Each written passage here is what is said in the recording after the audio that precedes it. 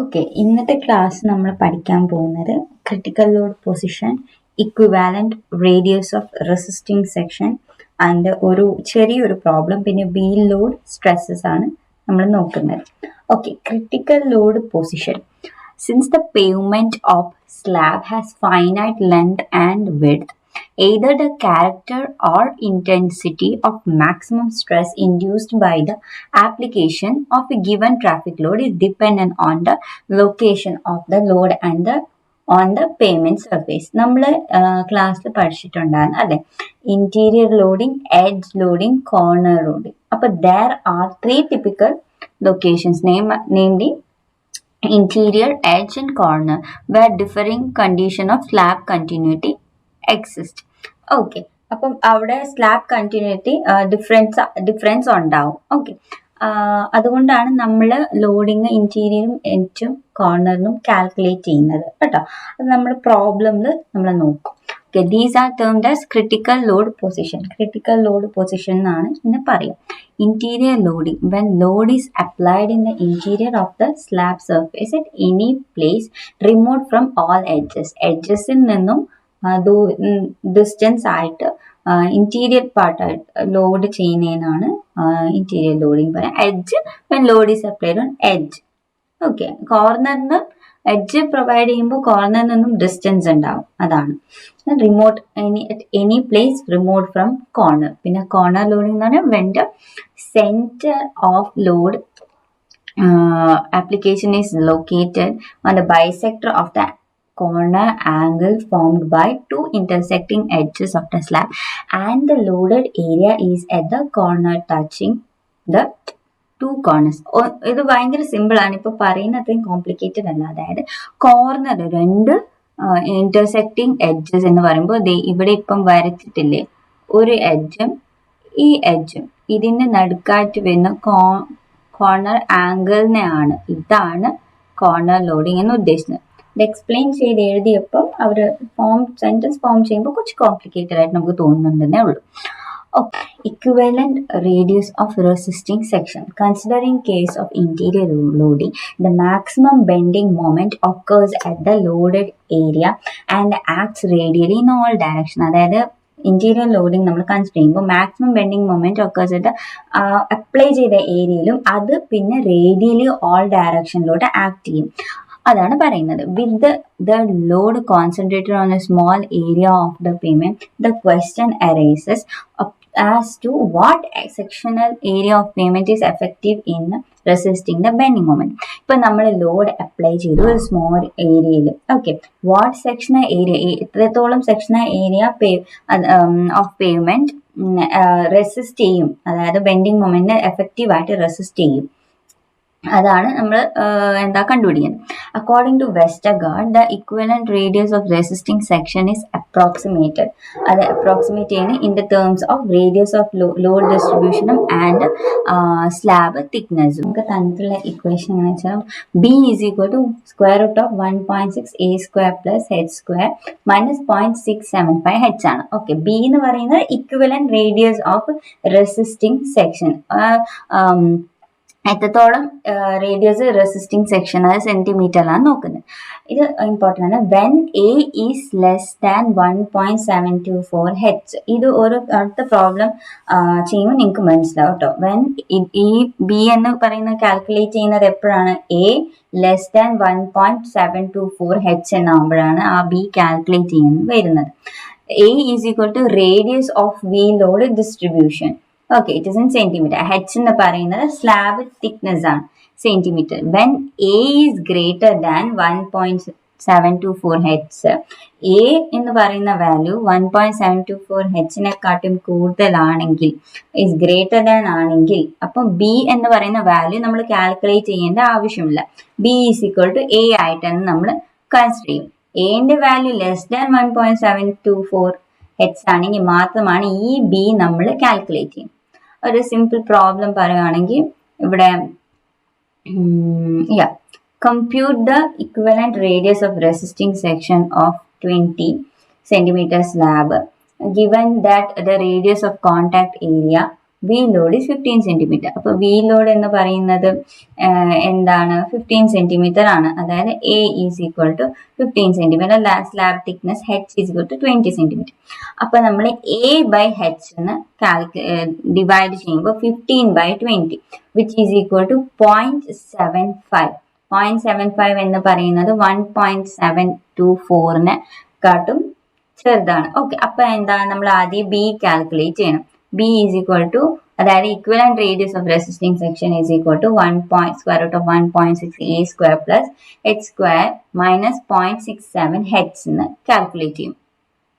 Okay, അപ്പോഴാണ് ഈ value കിട്ടുന്നത്. Okay, in case A by H എന്ന് പറയുന്നത് ഒരു 1.724 എന്ന് പറയുന്ന വാല്യൂനെ കാട്ടിയും കൂടുതലാണെങ്കിൽ നമ്മൾ അത് എയുടെ വാല്യൂ എത്രയാണ് വരുന്നത് അതായിട്ടാണ് നമ്മൾ equivalent radius of resisting section ആയിട്ട് കൺസിഡർ ചെയ്യും. ഓക്കെ ഓക്കെ നെക്സ്റ്റ് വരുന്നത് വി ലോഡ് സ്ട്രെസ്സസ് ആണ്. ഓക്കെ, ഒരു AT Gold Beck indicated that many concrete slabs failed at corner. He derived a corner load formula. Corner load ന് വേണ്ടിയിട്ട് ഒരു formula derive ചെയ്തിട്ട് due to a point load at a corner of the slab. Okay, point load act ചെയ്യുന്ന പോലെ ഉള്ളത് കൊണ്ട് അവിടെ ഒരു ഒരു ഫോർമുല പുള്ളി ഡിറൈവ് ചെയ്തു. ഓക്കെ, അതാണ് Goldbeck's formula for stress due to corner load. അത് പറയുന്നത് SC equal to 3p/h². SC എന്ന് പറയുന്നത് stress due to corner load. Corner load കാരണം സ്ട്രെസ് ഉണ്ടാവുന്നത്, അതായത് kg/cm². അപ്പം P is equal to corner load assumed as a concentrated point load. അതായത് corner ലോഡിനെ കോൺസെൻട്രേറ്റഡ് പോയിന്റ് ലോഡ് ആയിട്ട് അസ്യൂം ചെയ്യുന്നതാണ് P എന്ന് പറയുന്നത്.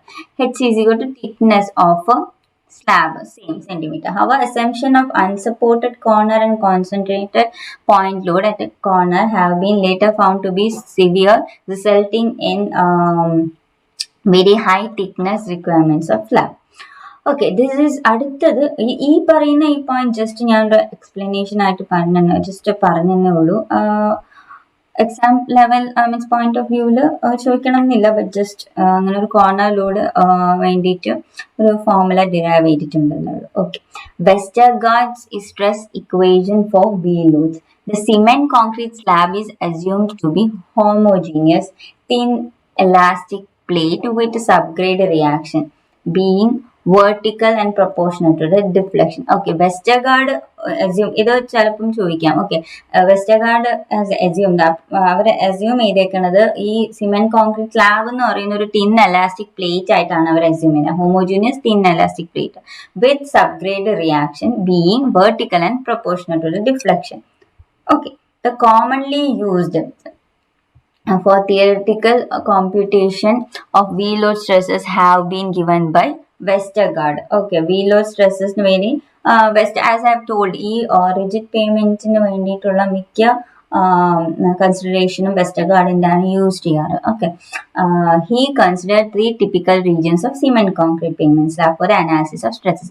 അപ്പൊ 3 ടിപ്പിക്കൽ റീജിയൻ ആയിട്ട് അനാലിസിസിന് വേണ്ടി സ്ട്രെസ് അനാലിസിസിന് വേണ്ടി കൺസിഡർ ചെയ്തിട്ടുണ്ട്. ഏതൊക്കെ റീജിയൻ ആണത്?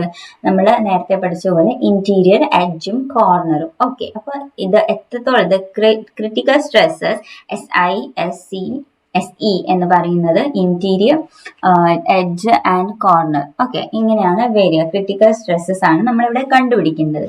ഇത് ഒരു പ്രോബ്ലം ആയിട്ടൊക്കെ ചോദിക്കാൻ ചാൻസ് ഉണ്ട്.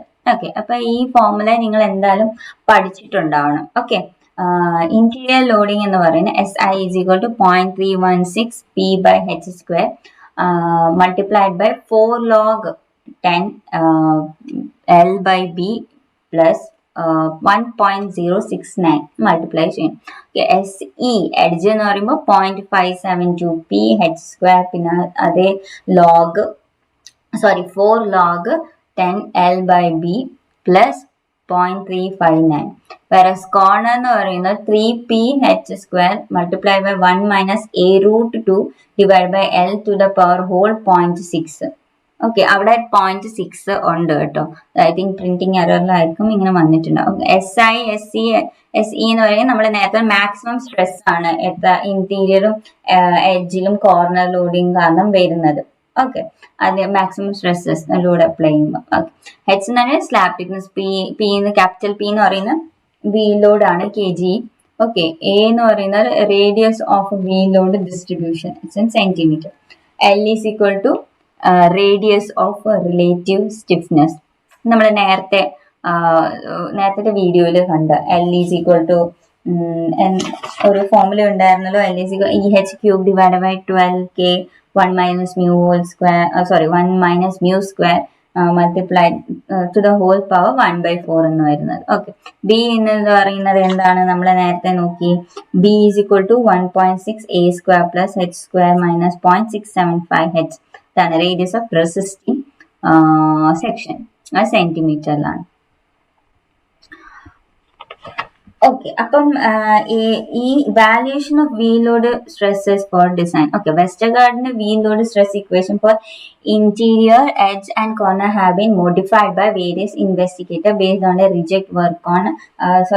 Research work on cement concrete pavement slab. അപ്പം വെസ്റ്റർഗാർഡ് ഒരു വീൽ ലോഡ് സ്ട്രെസ്സിന്റെ ഇക്വേഷൻ കണ്ടുപിടിച്ചിട്ടുണ്ടായിരുന്നു അല്ലെ, എല്ലാവരും ഇന്റീരിയർ എഡ്ജ് കോർണർ നമ്മൾ നേരത്തെ നോക്കിയത്. ഓക്കെ, അത് വേരിയസ് ഇൻവെസ്റ്റിഗേറ്റർ ആൻഡ് റിസർച്ച്, അതായത് സിമെന്റ് കോൺക്രീറ്റിന്റെ പേയ്മെന്റ് സ്ലാബിന്റെ റിസർച്ച് വർക്ക് ചെയ്തിട്ട് അതിന് ചെറിയൊരു മോഡിഫിക്കേഷൻ ചെയ്തിട്ടുണ്ടായിരുന്നു. Okay, the stresses at the edge and corner region are really found to be more critical for the design of rigid pavements of highways. അപ്പം edge and corner region എന്ന് പറയുന്നത് ഏറ്റവും critical ആണെന്ന് ഒരു കണ്ടുപിടിച്ചിട്ടുണ്ടായിരുന്നു for rigid pavement. Okay, IRC, the Indian Road Congress recommended the following 2 formula four analysis of load stresses at edge and corner region. Okay, IRC recommend ചെയ്യുന്ന 2 equations ആണ്, modified ആയിട്ടുള്ള equations ആണ്. അതായത് ഇവിടെ നെക്സ്റ്റ് ഇവിടെ കൊടുത്തിട്ടുള്ളത്, അതായത് Westergaard's edge load stress formula modified by Teller and Sutherland for finding the load stresses.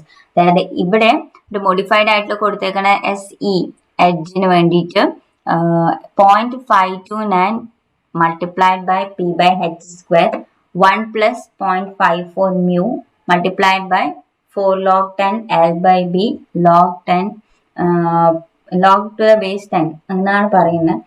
B minus 0.4048 എന്നുള്ള ഇക്വേഷൻ കണ്ടുപിടിച്ചു. വേറെ for corner 3P by H square 1 minus A root 2 by L to the multiply by 1.2. നമുക്ക് നേരത്തെ ഉണ്ടായത് എത്രയാണ്, 0.6 ആണ് അല്ലെ, അങ്ങനെ ഒരു മോഡിഫിക്കേഷൻ. അപ്പൊ SEയും നേരത്തെ പറഞ്ഞ പോലെ ഇപ്പം എല്ലാം സെയിം ആണ്. ഏതാണ്, design wheel load PH thickness, mu എന്ന് പറഞ്ഞാൽ poisons ratio of the CC slab, പിന്നെ ഈ മോഡുലസ് ഓഫ് ഇലാസ്റ്റിസിറ്റി. നമ്മൾ പ്രോബ്ലം ചെയ്യുമ്പോൾ ചിലപ്പോൾ മ്യൂവും ഇയും കൊടുത്തിട്ടുണ്ടാവില്ല. അതിന്റെ സ്റ്റാൻഡേർഡ് വാല്യൂസ് ഞാൻ പ്രോബ്ലം ചെയ്യുമ്പോൾ പറഞ്ഞുതരാം കേട്ടോ. Poisson ratio if I am not it is 0.15. Okay, K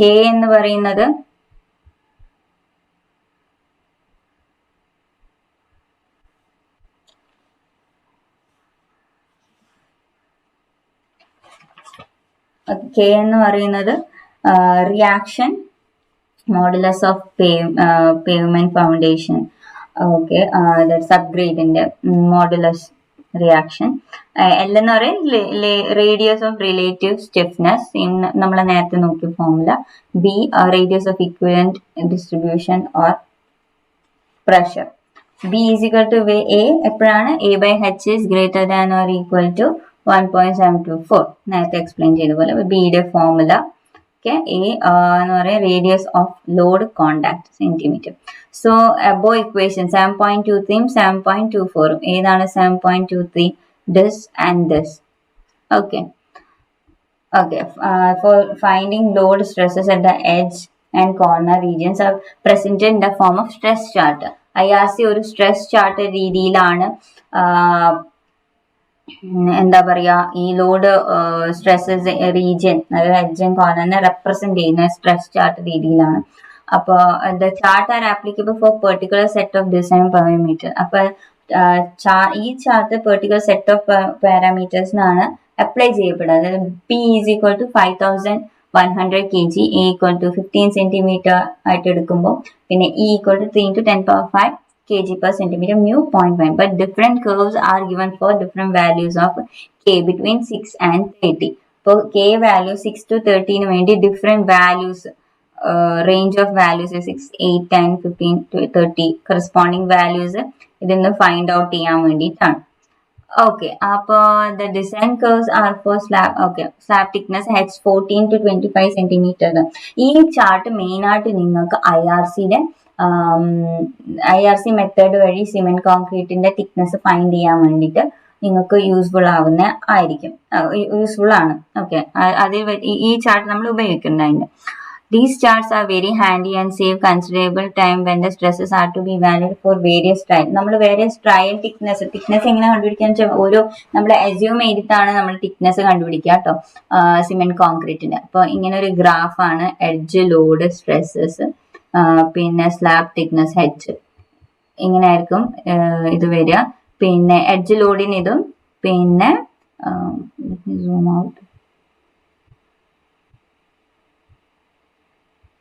okay, പിന്നെ കോർണർ ലോഡ് സ്ട്രെസ്സസിനും ഇതേപോലെയാണ് ചാർട്ട് വരുന്നത്. ഞാൻ ഈ PDF ഒക്കെ നിങ്ങൾക്ക് അയച്ചു തരാം. മൺഡേ അയച്ചു തരാം എന്തായാലും.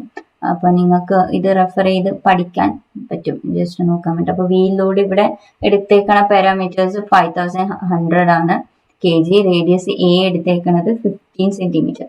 Elastic modulus of cement concrete E 3 × 10⁵ kg per centimeter. Poisson's ratio mu equal to 0.15. ഇങ്ങനെയാണ് എടുത്തിട്ടുള്ളത്. ഇനിയിപ്പം